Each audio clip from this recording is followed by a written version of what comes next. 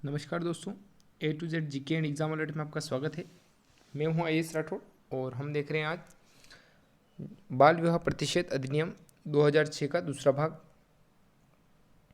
दोस्तों, पहला भाग हम पिछले जो वीडियो है उसके अंदर पढ़ चुके हैं, धारा 3 तक। और अब आगे आज स्टार्ट कर रहे हैं हम बाल विवाह प्रतिषेध जो अधिनियम है उसका नेक्स्ट भाग धारा 4 से। पिछले वीडियो में हम पढ़ चुके थे कि ये 2006 में ये अधिनियम आया है, बाल विवाह का जो रोकथाम का अधिनियम, और 10 जनवरी 2007 को इसको लागू किया गया था। 2007 का जो अधिनियम संख्यांक 6 है उसमें क्यों ज़रूरी था, और जो धारा 3 धाराएं पहले हो चुकी है वो आप डिस्क्रिप्शन में जो लिंक है पिछले वीडियो की उसमें जाके आप देख सकते हैं।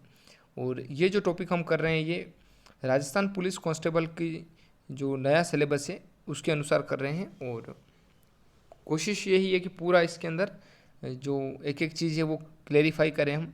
तो बाल विवाह प्रतिषेध का जो एक टॉपिक है उसके अंदर नए सिलेबस में, तो ये पूर्ण हम करेंगे आज। हो सकता है कि ये वीडियो थोड़ा लंबा हो तो आप इसको 2 भागों में, यानी कि आधा देखें फिर आधा आप देखें, जिससे आपको उचित लगे, लेकिन पूर्ण रूप से आज हम सभी धाराएं इसमें पढ़ेंगे। आज धारा 4 की बात करें अब दोस्तों, तो क्या है धारा 4? बाल विवाह के बंधन में आने वाले महिला पक्षकार के भरण पोषण और निवास के लिए उपबंध। मान लीजिए कि बाल विवाह हो ही गया है और अब ऐसी कोई स्थिति बन रही है कि उस विवाह को तो तोड़ना ही है, यानी कि विवाह विच्छेद हो रहा है, तो भरण पोषण कैसे होगा? वो जो बालिका होगी बाल विवाह के अंदर, यदि हम बालक की बात करेंगे तो मैंने आपको बताया परिभाषाओं में कि बालक में चाहे लड़का है या लड़की, दोनों बालक ही कहलाएंगे। तो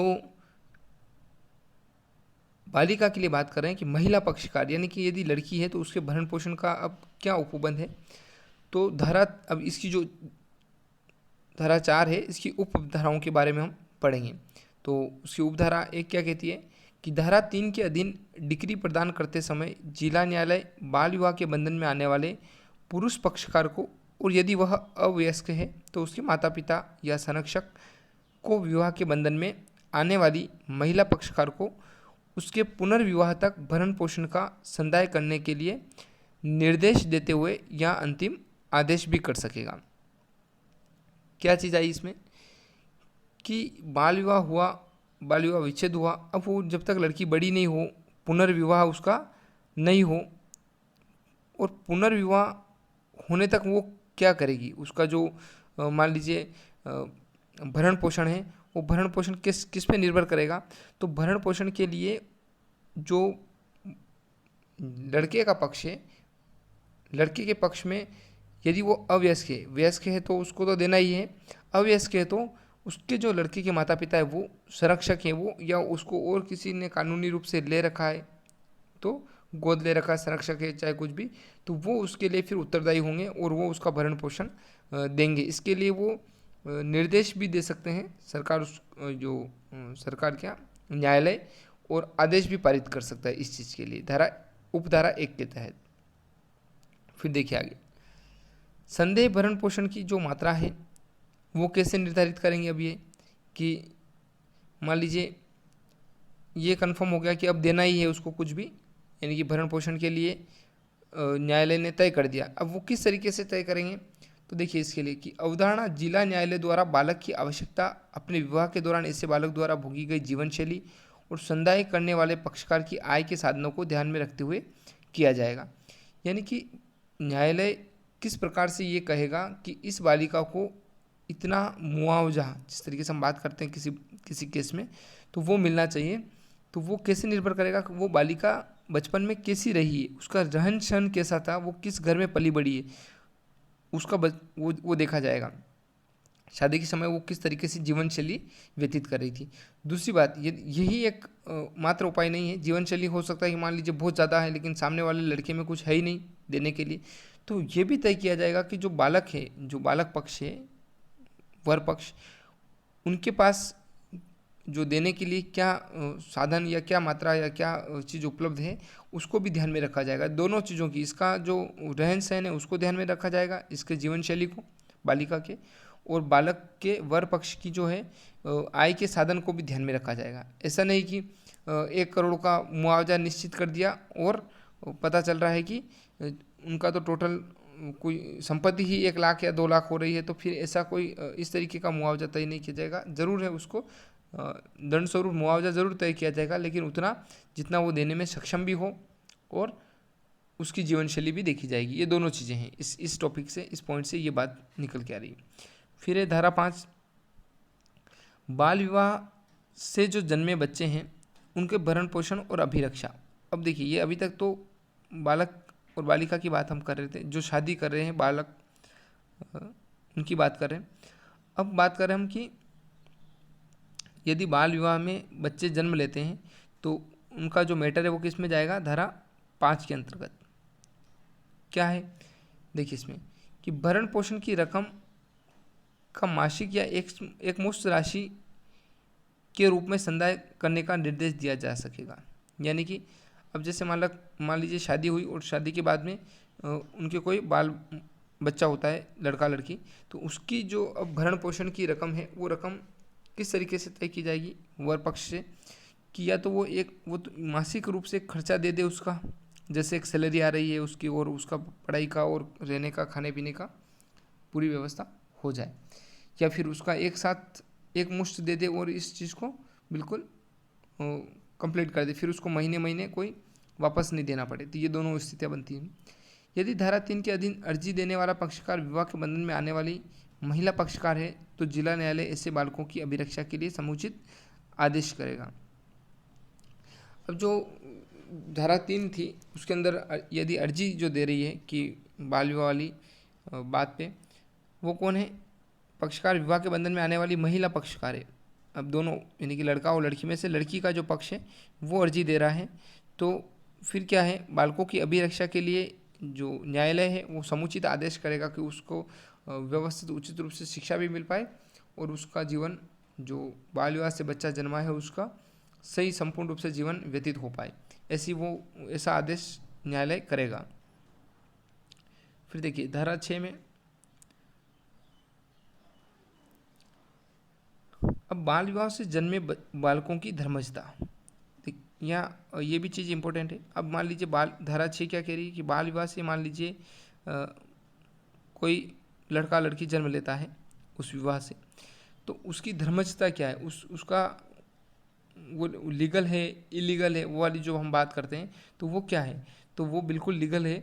और अब देखिएगा कि इस बात के होते हुए भी कि बाल विवाह धारा 3 के अधीन अकृत्यता की डिक्री द्वारा बातिल कर दिया गया है, मतलब कि धारा 3 से उस जो विवाह है वो विवाह प्रतिचित हो गया, वो विवाह खारिज हो गया, वो विवाह क्या हो गया, खारिज हो गया। लेकिन विवाह खारिज होने से पहले यदि लड़का या लड़की उनके जन्म लेता है बाल विवाह से, या फिर या तो विवाह से जन्मा, ये जो डिग्री मिलने से पूर्व, या फिर गर्भाहित प्रत्येक बालक, चाहे वह इस अधिनियम के प्रारंभ के पूर्व या पश्चात पैदा हो, सभी प्रायोजनों के लिए धर्मज माना जाएगा। बाल विवाह होने के बाद में विवाह को न्यायालय ने खारिज कर दिया, मान लीजिए न्यायालय ने खारिज कर दिया, और उस समय तक या तो बालक या बालिका जन्म ले लिया या फिर उस समय गर्भ धारण कर लिया, तो उस बालक या बालिका को बिल्कुल लीगल माना जाएगा। सभी प्रायोजन का मतलब है कि उसको कोई भी किसी भी स्थिति में उसको इलीगल नहीं कहेगा, ये चाहे वो खारिज हो गया, चाहे ये एक्ट आया उससे पहले की बात हो, चाहे एक्ट आया उसके बाद, इस अधिनियम के बाद की बात हो या पहले की बात हो, चाहे वो विवाह विच्छेद होने के बाद विच्छेद हो रहा है उस समय, चाहे उसने गर्भ धारण कर रखा हो या उससे पहले वो जन्म ले लिया हो, तो धारा 6 के अंतर्गत उस ऐसी बालकों की धर्मजता बिल्कुल लीगल है। फिर देखिए 7वां, जिला न्यायालय की धारा 4 और 5 के अधीन जारी किए गए आदेशों को उपांतित करने की शक्ति, धारा 7। इन धाराओं को थोड़ा हर वीडियो में मैं बोलता हूँ कि जहाँ पे बहुत ज़्यादा कुछ छोरी जैसा मैटर है या फिर ऐसा या नई चीज़ है, तो थोड़ा 1-2 बार आपको उन चीज़ों को, वीडियोस को देखना पड़ेगा, उनको सुनना पड़ेगा। तो क्योंकि ये बचपन से आपके उस सिलेबस में आया हुआ नहीं है मामला, जो आप पहले पढ़ चुके हैं। जैसे मान लीजिए कोई भी हिस्ट्री की हम कोई चीज़ पढ़ते हैं तो वो पहले भी हमने पढ़ रखा है, अब थोड़ा सा हम उसका रिवीजन करते हैं एक तरीके से। ये चीज़ें एकदम से नहीं हैं। जो बच्चे कांस्टेबल का जो विद्यार्थी तैयारी कर रहे हैं या फिर जो सामान्य जानकारी के लिए भी ये कर रहे हैं, तो उनको एक दो बार इस चीज़ को देखना पड़ेगा। देखिए, अब जिला न्यायालय को धारा 4 या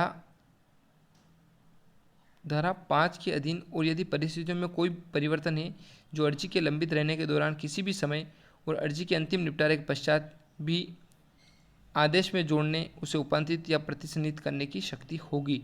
जिला न्यायालय क्या कर सकता है, इस पूरे वाद विवाद में किसी भी आदेश को वो चेंज कर सकता है, या जो उसके लिए सूटेबल होगा उन बालकों के लिए या उनसे जन्मे बाल विवाह से जन्मे बालक के लिए या फिर उस रिश्ते के लिए, वो किसी भी आदेश को जोड़ सकता है, उसके अंदर चेंजेस कर सकता है। ये शक्ति रहेगी, ये ध्यान रखिए।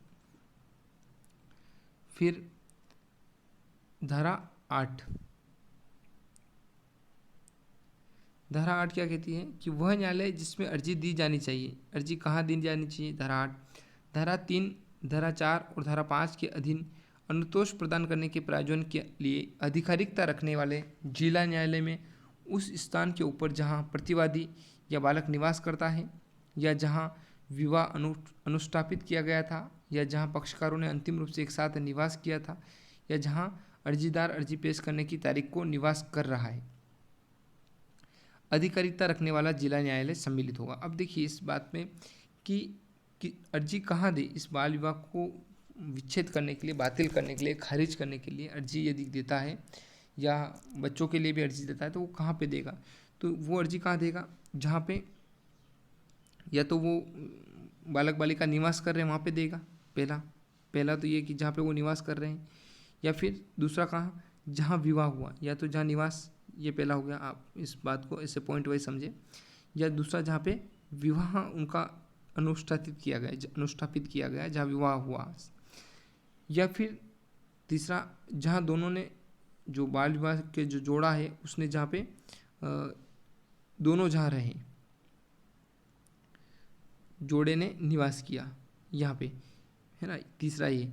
फिर उसके बाद में उसके बाद अर्जीदार अर्जी पेश करने की तारीख को निवास कर रहा है, जो अर्जी दे रहा है वो अभी जहाँ पे है वो वहाँ पे अर्जी दे सकता है, जहाँ वो अभी है निवासरत अर्जीदार वहाँ पर भी अर्जी दे सकता है, वहाँ का जिला न्यायालय में। तो ये 4 चीज़ें हो गई, एक तो निवास स्थान पे, दूसरा शादी हुई वहाँ पे, तीसरा पूरा दोनों जो जोड़े रहे वहाँ पे, और चौथा जहाँ पे अर्जीदार अभी दे रहा है और जहाँ अर्जी देना चाहे वहाँ के न्यायालय में। ये धारा 8 का निचोड़ निकलता है। फिर देखिए, बाल विवाह करने वाले वयस्क पुरुष के लिए क्या दंड है। अब ये बात हमने जो अभी तक पढ़ा, ये हम ये देख रहे थे इसके अंतर्गत कि दोनों बालक हैं, यानी कि बाल विवाह के अंतर्गत लड़का और लड़की दोनों नाबालिग हैं। अब यहाँ पे क्या बात आ रही है कि बाल विवाह करने वाले वयस्क पुरुष के लिए दंड। मान लीजिए कि पुरुष जो है वो वयस्क है, जो कोई 18 वर्ष से अधिक आयु का पुरुष वयस्क होते हुए बाल विवाह करेगा, वह कठोर कर। अब देखिए, वयस्क और विवाह की उम्र ये अलग अलग हो गई।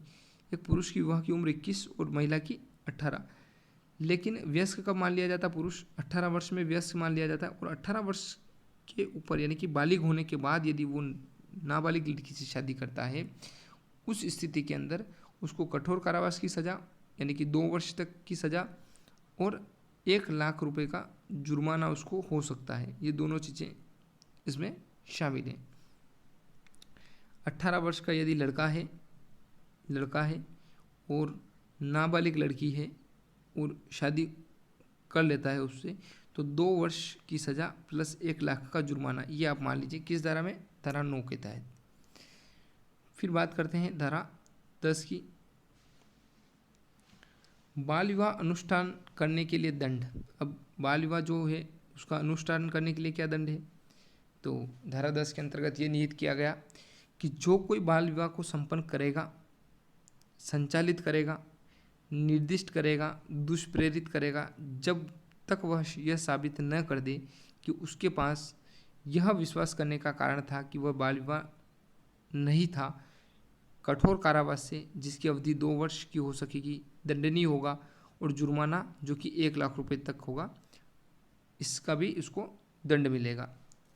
क्या बात कह रहे हैं इसमें, कि यदि कोई बाल विवाह को संपन्न करवा रहा है, बाल विवाह करवा रहा है, बाल विवाह वो करवा रहे हैं या उसको संचालित कर रहे हैं या उसमें उसका संचालन कर रहे हैं ये, या उसका दुष्प्रेरण कर रहे हैं कि हाँ बाल विवाह कर लीजिए, उकसा रहे हैं, उस स्थिति में यदि किसने इसका को संज्ञान में लाए, न्यायालय के संज्ञान में, तो न्यायालय ये मानेगा कि बाल विवाह हो रहा था। अब ये उस व्यक्ति को प्रूफ करना है कि ये बाल विवाह नहीं था, ये जिसके ऊपर ये बात आएगी उसको प्रूव करना है कि ये बाल विवाह नहीं था, वो इस बात को सिद्ध करेगा। यदि वो सिद्ध नहीं कर सका तो फिर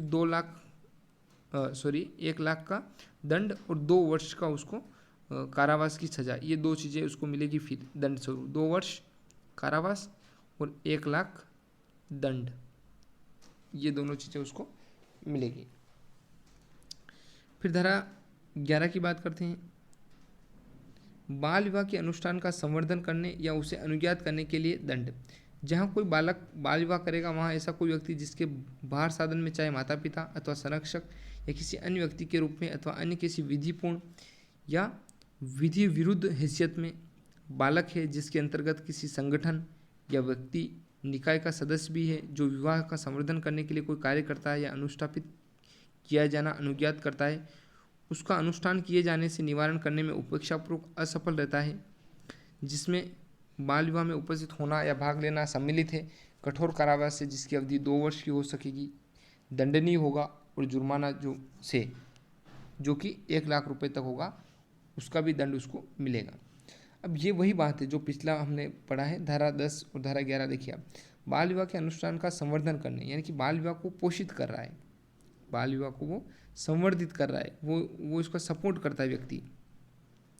अब इस पूरे पैराग्राफ, ये जो पूरा है धारा उपधारा 1, ये मान लीजिए कि बाल विवाह को कोई सपोर्ट कर रहा है और उसको मना कर रहे हैं करने से, बाल विवाह नहीं करें, फिर भी वो उसको चीज़ को लागू करवा रहा है, और लोग उस जो अधिकारी है बाल विवाह प्रतिशत अधिकारी, वो उसको असफल करवाना चाहता है बाल विवाह को, लेकिन ये उसकी उपेक्षा करते हैं। तो उस स्थिति में फिर 2 वर्ष की सज़ा और 1 लाख जुर्माना। सज़ा देखिए आप लगभग सभी में एक ही चीज़ आ रही है, 2 वर्ष की सज़ा और 1 लाख जुर्माना। तो ये आप ध्यान रखेंगे, धारा 11 के अंतर्गत ये घटना घटेगी। फिर इसकी उपधारा सेकंड क्या है?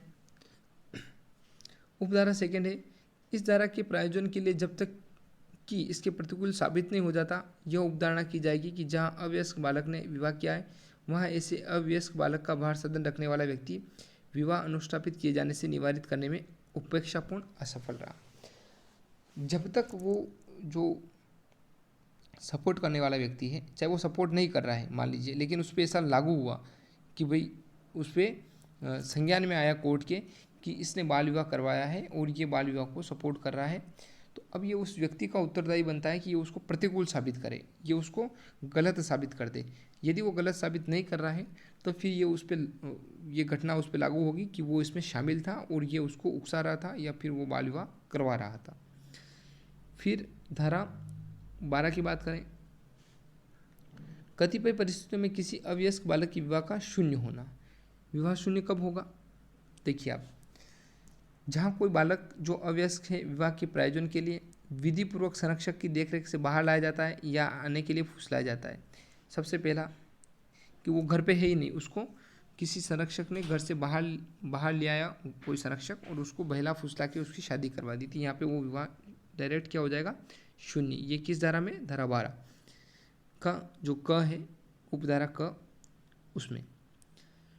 फिर देखिए, किसी स्थान से जाने के लिए बलपूर्वक बाध्य किया जाता है या किन्हीं प्रवचनापूर्ण साधनों से उत्प्रेरित किया जाता है या उसको इस तरीके से उपदेश दिए जाते हैं कि बाल विवाह अच्छा है, या उसको उसके माइंड में इस तरीके से माइंड वॉश कर दिया जाता है, और ये बलपूर्वक या फिर माइंड वॉश करके दोनों स्थिति में वो शादी करवा दी जाती है, तो वो विवाह भी क्या हो जाएगा? फिर पुनः शून्य हो जाएगा।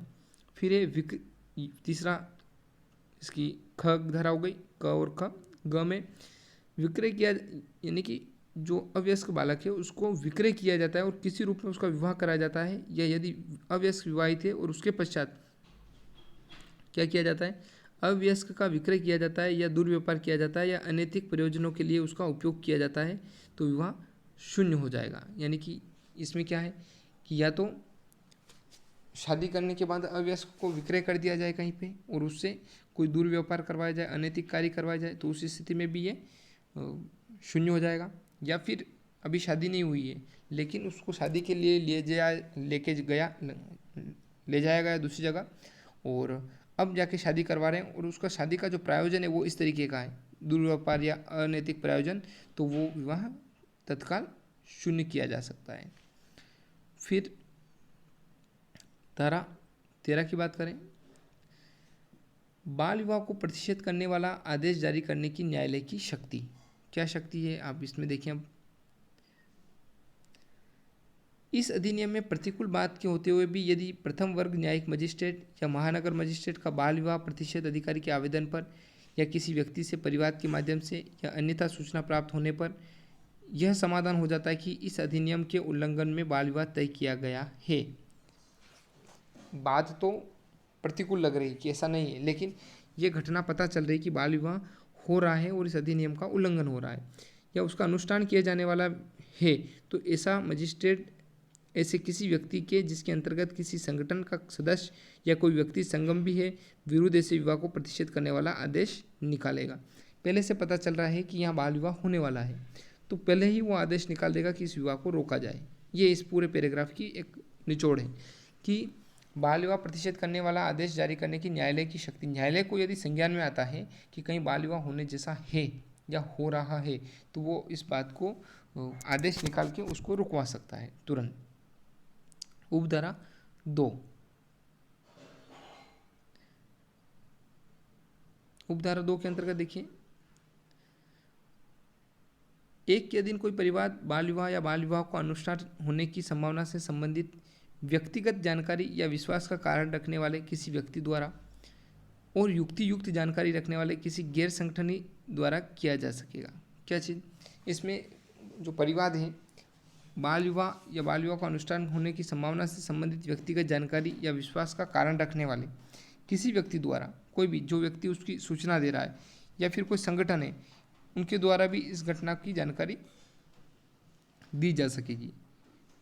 फिर है तीसरा, प्रथम वर्ग न्यायिक मजिस्ट्रेट या महानगर मजिस्ट्रेट या का न्यायालय किसी विश्वास या रिपोर्ट या सूचना के आधार या स्व प्रेरणा से भी इस बात की संज्ञान ले सकता है।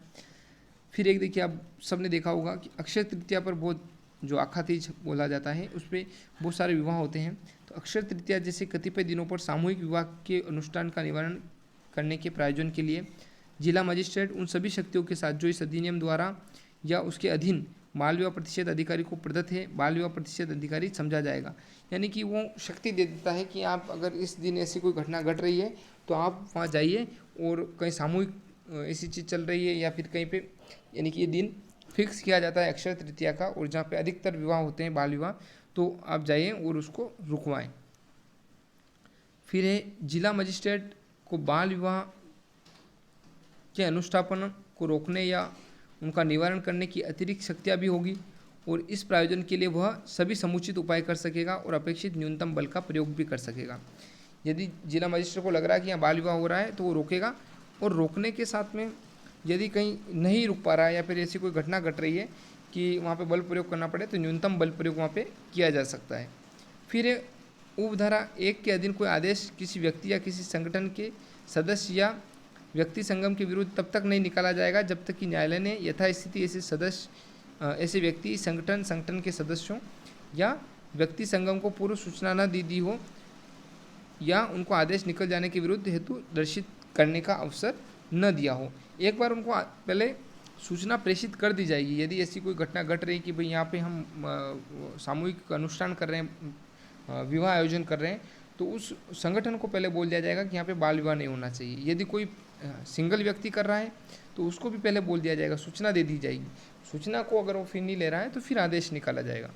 परंतु किसी अत्यावश्यक की दशा में न्यायालय को इस धारा के अधीन कोई सूचना दिए बिना अंतिम आदेश निकालने की भी शक्ति होगी। लेकिन मान लीजिए कि पहले संज्ञान में आया ही नहीं और फिर एकदम से अचानक पता चला कि यहाँ तो बाल विवाह हो ही रहा है और एकदम से सामूहिक विवाह है, बहुत सारे जोड़े एक साथ शादी करने जा रहे हैं, तो फिर वहाँ पे पहले सूचना जैसी देने जैसी स्थिति नहीं बन रही है तो यहाँ डायरेक्ट आदेश भी निकाला जा सकता है। ये ध्यान रखें दोस्तों। ये जो हम पढ़ रहे हैं ना, ये हो सकता है कि थोड़ा सा जो पैराग्राफ है वो पैराग्राफ लंबे यानी कि थोड़ी ज़्यादा लिखा गया हो ऐसा। तो ये पूर्ण रूप से जो बाल विवाह प्रतिशत अधिनियम है भारत सरकार का, उससे ही लिया गया है, ताकि आप सही जानकारी प्राप्त कर सकें। व्यवस्थित एक एक वर्ड टू वर्ड वही है सब चीज़ें।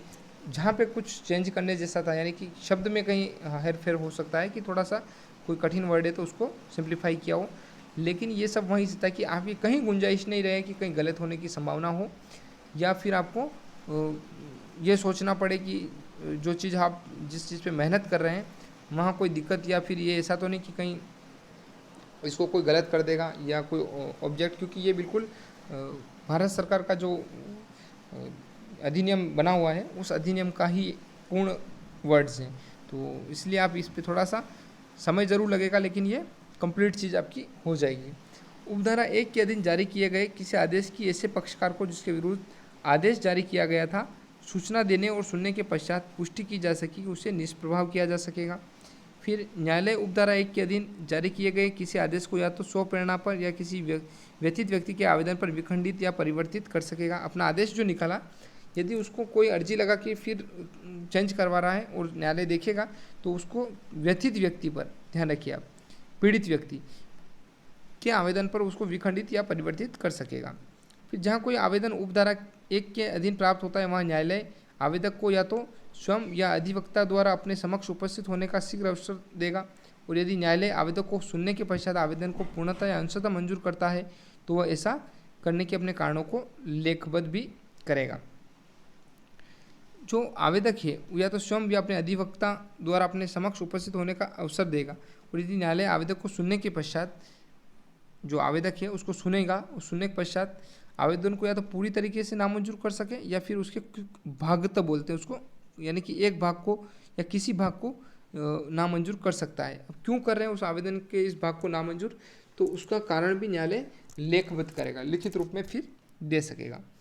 फिर उपधारा 10 की बात करें तो जो कोई यह जानते हुए कि उसके विरुद्ध उपधारा 1 के अधीन आदेश जारी किया गया है उस आदेश की अवज्ञा करेगा, तो वो दोनों में से किसी भांति के कारावास से जिसकी अवधि 2 वर्ष तक की हो सकेगी, अथवा जुर्माने से जो कि 1 लाख रुपए तक का हो सकेगा, अथवा दोनों से दंडनीय होगा, परंतु स्त्री कारावास से दंडनीय नहीं होगी। ये थोड़ा सा आप यहाँ सही करें, परंतु कोई स्त्री कारावास से दंडनीय नहीं होगी, यहाँ पे होगा है, इसको नहीं करें।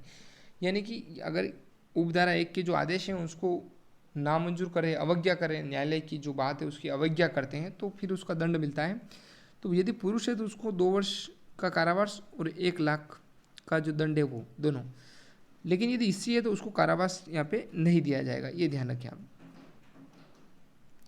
अब धारा 14 की बात करें, आदेशों के उल्लंघन में चाहे वह अंतरिम हो या अंतिम अनुष्ठापित किया गया कोई बाल विवाह प्रारंभ से ही शून्य होगा, ये ध्यान रखिए आप। बाल विवाह है तो वो तो शून्य हो गया, ये मान लीजिए आप। अपराधों को संज्ञेय और अजमानती होना, दंड प्रक्रिया संहिता 1973-74 का 2 जो भाग है में किसी बात के होते हुए भी इस अधिनियम के अधीन दंडनीय अपराध संज्ञेय और अजमानती होंगे। जो अलग से जो दंड प्रक्रिया संहिता है उसके अंदर भी इस चीज़ का उल्लेख किया गया है, लेकिन कोई अपराध इसी श्रेणी के आ रहे हैं तो फिर वो अपराध संज्ञेय और अजमानतीय होंगे इस अधिनियम के अधीन। यदि कोई अपराध इस अधिनियम के अधीन आ रहे हैं तो वो दंडनीय और संज्ञेय और अजमानतीय होंगे, ये ध्यान रखिए आप। चाहे वो यहाँ पे 1973-74 का जो है उसके अंदर वो उसको ढील मिल रही हो, लेकिन यदि वो इस धारा में आ गया है तो फिर उसको उसकी जमानत नहीं होगी। बाल विवाह प्रतिशत अधिकारी, राज्य सरकार राजपत्र में अधिसूचना द्वारा संपूर्ण राज्य या उसके ऐसे भाग के लिए उस अधिसूचना में विनिर्दिष्ट किया जाए बाल विवाह प्रतिशत अधिकारी के नाम से ज्ञात किसी अधिकारी या अधिकारियों की नियुक्ति करेगी जिसकी अधिकारिता अधिसूचना में विनिर्दिष्ट क्षेत्रों पर होगी। कहने का मतलब ये है कि राज्य सरकार एक राजपत्र में अधिसूचना देगी और उसके द्वारा ये निहित करेगी कि इस क्षेत्र का बाल विवाह प्रतिशत अधिकारी कौन है, ये एक उपधारा में। फिर देखिए दूसरे में, राज्य सरकार समाज सेवा में विख्यात किसी स्थानीय सम्मानित सदस्य या ग्राम पंचायत या नगर पालिका के किसी अधिकारी से या सरकार के अथवा किसी पब्लिक सेक्टर के उपक्रम के किसी अधिकारी से या किसी गैर सरकारी संगठन के किसी पदाधिकारी से बाल विवाह प्रतिशत अधिकारी की सहायता करने के लिए अनुरोध कर सके। इन सब में से ये जो पॉइंट्स आपको बता रखे इनमें से किसी को भी वो अनुरोध कर सकेगी कि बाल विवाह प्रतिशत अधिकारी नियुक्त करने के लिए, और यथास्थिति ऐसा सदस्य अधिकारी या पदाधिकारी तदनुसार कार्रवाई करने के लिए बाध्य भी होगा। फिर यदि उसको नियुक्ति कर दिया गया और उसके क्षेत्र में यदि कोई बाल विवाह हो रहा तो फिर वो उसके लिए बाध्य होगा कि वो रुकवाए। यदि वो नहीं रुकवाता है तो फिर ये उसकी भी जिम्मेदारी बनती है। फिर देखें तीसरे जो उपधारा, बाल विवाह अधिकारी के कर्तव्य। क्या कर्तव्य है? बाल विवाह के अनुष्ठापन का ऐसी कार्रवाई करके जो उचित समझे निवारण करे, मतलब रोके। सबसे बड़ी बात तो ये क, इसकी उपधारा 3 का फिर भाग है क। फिर ख, इस अधिनियम के उपबंधों का उल्लंघन करने वाले व्यक्तियों के प्रभावी अभियोजन के लिए साक्ष्य संग्रह करें। पहले तो वो उचित कार्रवाई करके रोके, फिर उसके बाद में यदि उल्लंघन कर रहे हैं तो फिर उनके विरुद्ध थोड़ा साक्ष्य इकट्ठा करें, क्लू। फिर बाल विवाह के अनुष्ठापन का संवर्धन करने, सहायता देने या होने देने में अंतर्वलित न होने के लिए व्यष्टिक मामलों में सलाह दें या क्षेत्र के निवासियों को साधारण परामर्श दें। फिर समय समय पर लोगों को जागरूक करें कि भाई बाल विवाह नहीं करना चाहिए, इससे क्या नुकसान है, क्या ये है। तो इस तरीके से सलाह दें और लोगों को बताएं कि भाई आप यदि बाल विवाह में सम्मिलित होंगे या बाल विवाह करेंगे तो फिर आपको इसका दंड मिल सकता है, इसके लिए आपको सजा हो सकती है। जागरूक करें उनको। फिर घ में बाल विवाह के परिणाम स्वरूप होने वाली बुराई के प्रति जागरूक करें ये। फिर बाल विवाह के मुद्दे पर समाज को सुग्राही बनाएं। फिर ऐसी नियतकालिक विवरणियाँ और आंकड़े दे जो राज्य सरकार निर्देशित करें। फिर ऐसे अन्य कृत्य और कर्तव्यों का निर्वहन करें जो राज्य सरकार द्वारा सम अनुदेशित किए जाएं, या राज्य सरकार कुछ निकाल रही है, आदेश निकाले तो उसका वो पालन करें। ये ऐसी 4-5 चीज़ें इसमें शामिल है 3 उपधारा 3 के अंदर। फिर ये भाग है। फिर चौथी उपधारा, राज्य सरकार राजपत्र में अधिसूचना द्वारा ऐसी शर्तों और परिसीमाओं के अधीन रहते हुए बाल विवाह प्रतिशत अधिकारी को किसी पुलिस अधिकारी की ऐसी शक्तियाँ विनिहित कर सकेगी जो अधिसूचना में विनिर्दिष्ट की जाए, और बाल विवाह प्रतिशत अधिकारी ऐसी शक्तियों का ऐसी शर्तों और परिसीमाओं के अधीन रहते हुए जो अधिसूचना में विनिर्दिष्ट की जाए का प्रयोग करेगा। यानी कि बाल विवाह प्रतिशत अधिकारी को जो पुलिस की कुछ शक्तियाँ हैं वो भी उसको दी जाएगी ताकि वो किसी भी तरीके से बाल विवाह को रुकाए, लेकिन वो जो शक्तियों का प्रयोग अपनी सीमा में रहते, परिसीमा में रहते हुए वो उन शक्तियों का प्रयोग करेगा। फिर बाल विवाह प्रतिशत अधिकारी को धारा 4, 5, धारा 13 के अधीन बालक के साथ आदेश के लिए न्यायालय को आवेदन करने की शक्ति होगी। फिर अगला धारा 17, बाल विवाह प्रतिशत अधिकारियों का लोक सेवक होना। ये जो बाल विवाह प्रतिशत अधिकारी वो क्या है? बाल विवाह प्रतिशत अधिकारी भारतीय दंड संहिता 1860 का जो 45 भाग है की धारा 21 के अंतर्गत लोक सेवक समझे जाएंगे। वो क्या है? लोक सेवक मतलब लोगों के सेवक। भाई लोगों के लिए ही तो कार्य कर रहे हैं, जितने भी कर्मचारी हैं वो लोगों के लिए ही कार्य कर रहे हैं। सरकारी जितना भी महकमा है वो लोगों के लिए ही लगाया गया है, तो उन लोक सेवक कहा जाएगा। फिर 18 धारा जो है, धारा 18, सद्भाव पूर्वक की गई कार्रवाई के लिए संरक्षण। अब बाल विवाह प्रतिशत अधिकारी उसको भी तो कुछ सपोर्ट होना चाहिए। तो देखिए, इस अधिनियम के अनुसरण में सद्भाव पूर्वक की गई या किए जाने के लिए आश्रित किसी बात के लिए कोई भी वाद, अभियोजन या अन्य विधिक कार्रवाई बाल विवाह प्रतिशत अधिकारी के विरुद्ध नहीं होगी। अब ऐसा नहीं हो कि बाल विवाह रुकवाने गए और पता चला कि अधिकारी के विरुद्ध ही किसी ने केस कर दिया, तो उसके विरुद्ध कार्रवाई नहीं होगी। शर्त यही है कि उसने जो कार्रवाई की वो सद्भावपूर्वक, वो सिर्फ बाल विवाह रुकवाने के लिए ही की हो, उसने सही मंशा से कार्य किया है तो उसके विरुद्ध कार्रवाई नहीं होगी। ये धारा 18 उसको, ये बाल विवाह जो प्रतिशत अधिकारी है उसको एक शक्ति प्रदान करता है, उसको सपोर्ट प्रदान करता है, ये ध्यान रखिएगा आप। ये भी आ जाए कि किस धारा के अंतर्गत बाल विवाह प्रतिशत अधिकारी को संरक्षण प्रदान किया जाता है कि उसके विरुद्ध कार्रवाई नहीं होगी, तो वो धारा 18 है। फिर देखिए धारा 19, नियम बनाने के लिए राज्य सरकार की शक्ति। क्या है राज्य सरकार की शक्ति? तो राज्य सरकार इस अधिनियम के उपबंधों को कार्यान्वित करने के लिए नियम राजपत्र में अधिसूचना द्वारा बना सकेगी। इस अधिनियम के अधीन बनाया गया प्रत्येक नियम बनाए जाने के पश्चात यथाशीघ्र राज्य विधानमंडल के समक्ष रखा जाएगा। धारा 20 1955 के अधिनियम संख्यांक 25 का संशोधन, हिंदू विवाह, ये 1 और 2 पॉइंट उसके, और ये धारा 20 अलग है। धारा 20 क्या है? 1955 के अधिनियम संख्यांक 25 का संशोधन हिंदू विवाह जो है उसके अंतर्गत। अधिनियम 1955 की धारा 18 के खंड क के स्थान पर निम्नलिखित खंड रखा जाएगा। क्या खंड रखा जाएगा? धारा 5 के खंड 3 में विनिर्दिष्ट शर्त के उल्लंघन की दशा में कठोर कारावास से जिसकी अवधि 2 वर्ष और जुर्माना 1 लाख रुपए हो सकेगा। दोस्तों, आप इसमें से ये पूर्ण जानकारी है, संपूर्ण जानकारी है। वीडियो निश्चित रूप से बड़ा है, मान रहा हूँ। 2 भागों में आप इनको देख सकते हैं, थोड़ा देखें, उसके बाद अपने नोट्स प्रिपेयर कर सकते हैं आप। उसके अंदर आप पॉइंट्स रखें जो मेन है। बाकी आप इसको कभी भी जब ज़रूरत पड़े तब आप सुन सकते हैं, कोई इश्यू नहीं है। तो ऐसे करके आप इसको तैयार करेंगे। या 21 जो धाराएँ हैं, तो जिससे हमने 3 धाराएँ पढ़ी, उसके बाद आप 5 या 7 धाराओं को एक साथ लिखें, फिर 5-7 धाराओं को लिखें, फिर 5-7 धाराओं को लिखें। इस तरीके से करके आपको अपने स्तर पे इसको कंप्लीट करना है। लेकिन आज चूँकि ये फिर बहुत ज़्यादा समय नहीं हो, तो इसलिए एक ही साथ मैंने ये सारी धाराएं एक ही वीडियो में प्रस्तुत करी है। तो निश्चित रूप से वीडियो लंबा है, ये तो मान ही रहे हैं। देखिए लास्ट अंतिम धारा और देख लीजिए, निरसन और व्यावृत्ति। तो बाल विवाह अवरोध अधिनियम 1929 का भी 19वां जो भाग है इसके द्वारा निरसित किया जाता है।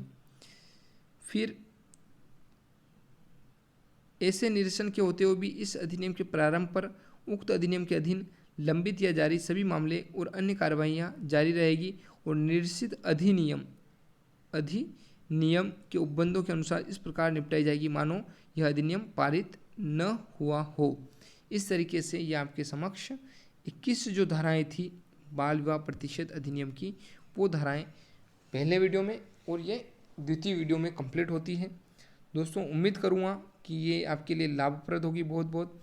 और आप इसको लाइक करें, कमेंट करें और ज़्यादा से ज़्यादा अपने जो दोस्त हैं उनके बीच में शेयर करें, ताकि उनको ये जो सामग्री है ये कहीं इधर उधर ढूंढने के लिए भटकना ना पड़े और एक जगह से सभी चीज़ें मिल जाएं और वो अपनी तैयारी सुचारू रूप से जारी रख पाए।